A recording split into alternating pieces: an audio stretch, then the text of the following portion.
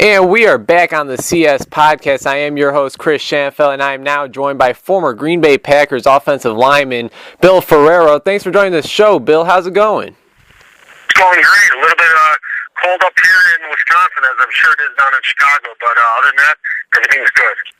So, Bill, we'll start off by talking a bit about your playing days, and then we'll talk about this big game that we have taking place this Sunday as the Chicago Bears will host the Green Bay Packers, and the winner of that game will win the NFC North. Does that sound good? Absolutely. Good here. All right, so starting with your career, you were drafted in the 4th round of the 2001 NFL Draft out of Wisconsin by the Green Bay Packers. Pretty much, can you just describe what that moment was like for you and your family?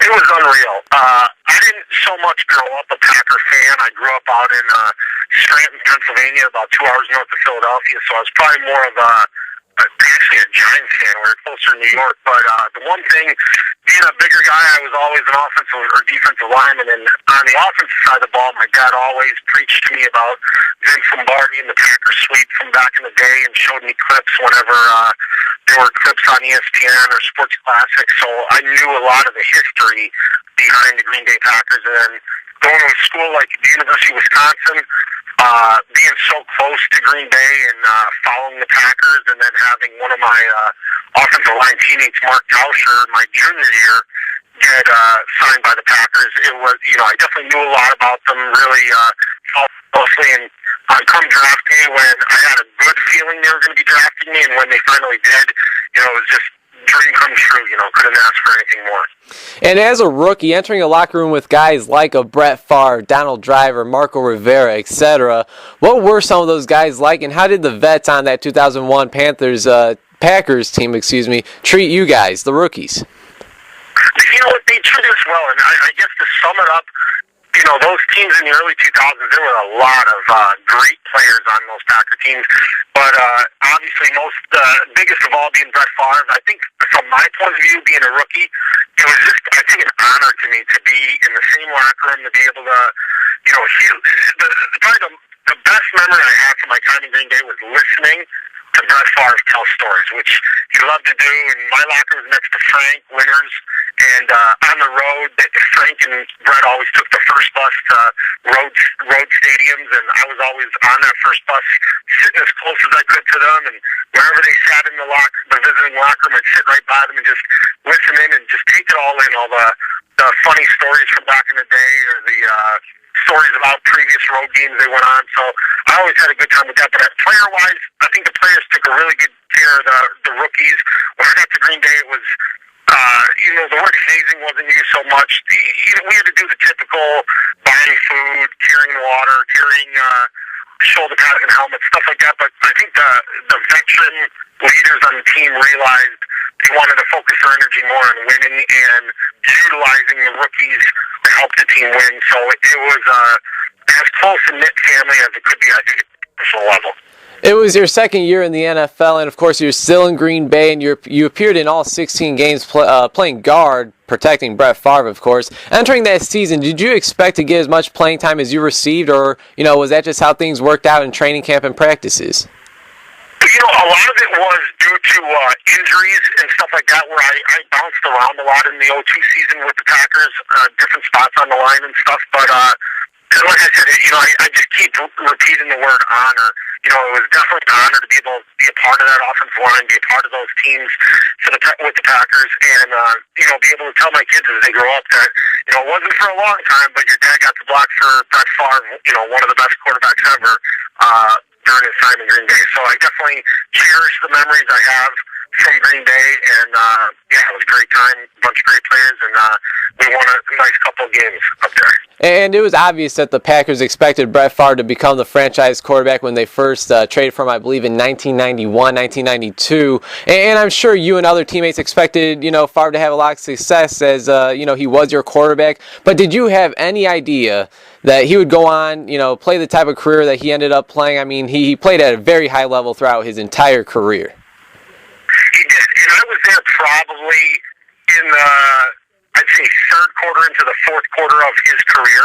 So I obviously knew he was great at the time when I came on, But I guess I could focus a little on the longevity that he had. I mean, I knew when I was there, you could see the toll of a season, taking its toll on him as a quarterback and as just a player getting up in age. And obviously, like any of us, even myself, being removed from the game for quite a while, you feel it when you get older. It's not the same as being 21, 22 years old, being able to do it day in and day out. So being impressed with the longevity of his career, how long he lasted, and how long he had the success with all those years, too. Both of those combined, I think, are very impressive. All right, Bill, so I did some research, and during your 2 seasons with the Packers, you guys went 4-0 against the Chicago Bears. My next question for you is, what was it like to be a part of the most storied rivalry in the history of the NFL? I mean, I can't imagine it was just like getting ready to play any other game. Absolutely not. I actually think, and I mean, I know I'm biased because I've played in the division, but I think the NFC North, just that division as a whole, between the rivalry between the teams, between the fans, I think it's second to none throughout the whole NFL. And then when you look inside that division and you look at the rivalry between the Packers and the Bears for how long they've been playing each other, how many times they've played each other, and then the proximity of the two states being north and south of each other and the way the fans look at each other. I mean, it's just, I'm a big guy a lot with history and tradition, and I just loved being able to be a part of those games. Say, of those 118 or whatever games, I was a part of 4 of those games, and like, I just keep going back to I'm honored to be a part of it, and I could smile from ear to ear when I think about what I was able to accomplish and what I was able to be a part of. It's every little kid's dream growing up, and I actually got a little piece of it, so it's thrilling for me. Was there any one of those 4 games, or maybe a moment in one of those 4 games that stuck out more than others?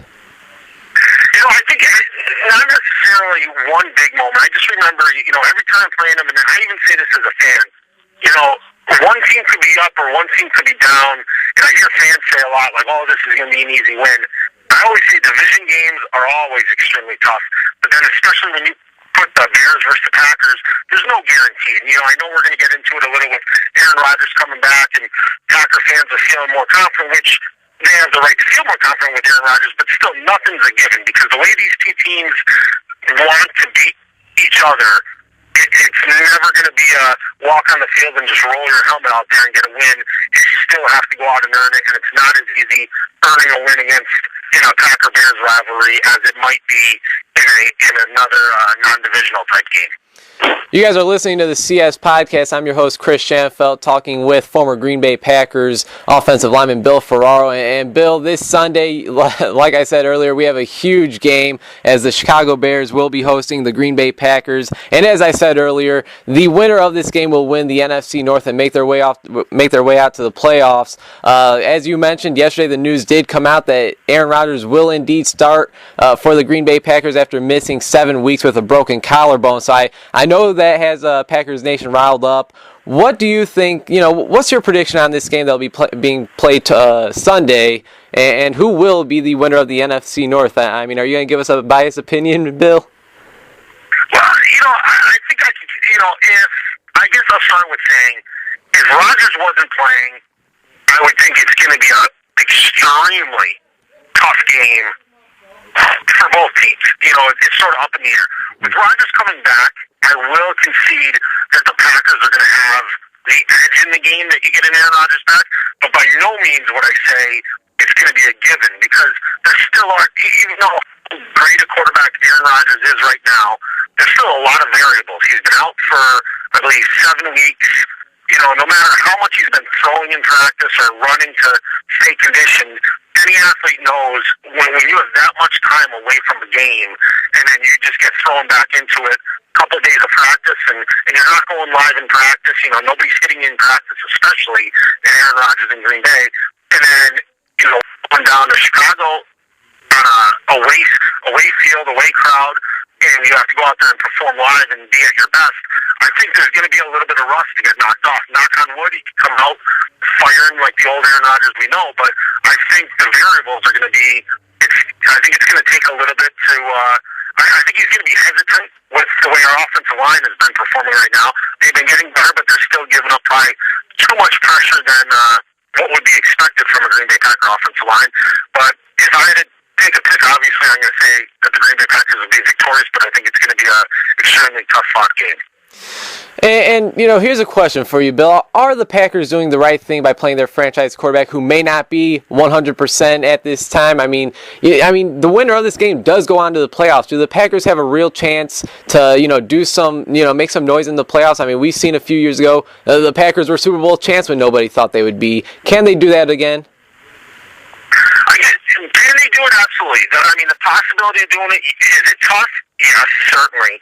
But is it possible? Absolutely. Just as it would be possible for the Chicago Bears to do it if they beat the Green Bay Packers. But I guess to start off addressing the question, number one, the way I look at injuries is if you are medically cleared by your team doctor, you are considered healthy. So if the player wants to play and the doctor clears them, in my mind, the current state of health is not an issue. Then the question comes up, do you play them? I look at it after I've played my time in the NFL, I've realized even more than I knew before it how big a business the NFL is. And the business is all about getting your team to win a Super Bowl. So if there's a chance to win the Super Bowl, yes, you play them. If we were mathematically out of the playoffs, then I'd say absolutely you do not play them because you're not going to risk your most valued player on your team to get injured for no reason. Where this game has the importance of making the playoffs, he is medically cleared to play, I say you go ahead and play him. Now, Bill, you know this show is broadcasted out of Chicago, and I'd be lying if I didn't tell you that I was a huge Chicago Bears fan. Is it crazy that I'm actually more worried about Eddie Lacy than Aaron Rodgers? I mean, there's no doubt Aaron Rodgers is arguably still the greatest quarterback in the NFL, but with this Chicago Bears defense falling off like they have, is it crazy that I'm more worried about Eddie Lacy in this game than Aaron Rodgers? I don't think it's crazy at all, and I think that's the one thing with Aaron going down. Aaron going down opened up and showed a lot of holes that the Packers team has. And one of them that somewhat got solved or fixed was a running game, which we've gone, quite a few years without having an established running game. And I don't know if it was Eddie Lacy as a rookie getting his second wind or, figuring out, how to play through a 16-game NFL season, but he came on when he was needed, and he turned out to be, that type of bruising yet athletic running back that the Green Bay Packers have needed, and it also shows how much he can open up an offense by establishing that run game. And without him, we have the lack of all that stuff that I just mentioned, where without that running game, it puts a lot more pressure on the quarterback, puts a lot more pressure on the receivers, and a lot more pressure ultimately on the offensive line to protect, because they have to protect longer to get those receivers open. So we're getting back to huge play in Aaron Rodgers, but if we don't have Eddie Lacy come game day, that could open up a whole other can of worms that could cause our offense a lot of issues. Bill, when we think of the history of the Chicago Bears, we think of defense, and usually it's a great defense, but this season it's just been something else. This is the first time in team history that the Chicago Bears have at least allowed 21 points in every single game this season. I mean, this defense has just been, I hate to say it, horrible. Now, as a guy who played in this rivalry, what's it like to watch the Chicago Bears have more success on offense than defense? It's different. It's definitely different, and you're not accustomed to seeing that, even not being a Bears fan or being a Bears player. In my time, I was so used to, just like you said, I mean, when being an offensive player, when you would prepare for the Bears, I mean, you knew that was going to be one of your toughest weeks with the notable players that the Chicago Bears have had, the Brian Urlacher at linebacker, the speed, the power that the Bears defenses have had, and then going back to, the 80s with the phenomenal defenses that they had back then. Whenever you thought of Chicago Bears, I think in my mind you think of two things, was Walter Payton on offense and the defense over many years.